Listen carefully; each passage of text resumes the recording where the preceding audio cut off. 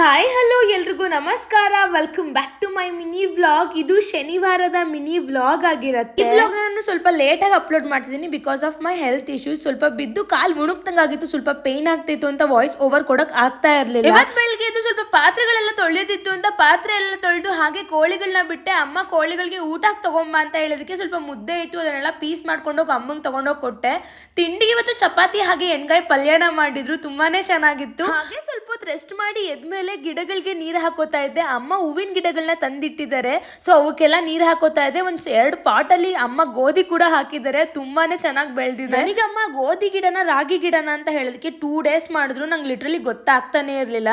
ಸಂಜೆ ಹಾಲ್ನ ಹಾಕ್ ಬರ್ಬೇಕಿತ್ತು, ಹಾಲ್ನ ಕರೆದು ಡೈರಿಗೆ ಹಾಕ್ಬಿಟ್ಟು ಬಂದು ಶ್ರೀನಿವಾಸ ಬಂದಿದ್ದ, ಅವನ ಜೊತೆ ಕೂತ್ಕೊಂಡು ಆಟ ಆಡ್ಕೋತಾ ಇದ್ದೆ. ಹವಾಮಾನಗಳು ಕೆಲವರಿಗೆ ಸಾವಿನೆಡೆಗೆ ದಾರಿಯಾಗಿ ಕಾಣಿಸಿದರೆ ಇನ್ನೂ ಕೆಲವರಿಗೆ ಸಾಧಿಸುವ ಸವಾಲಾಗಿ ಕಾಣುತ್ತಿರುತ್ತದೆ.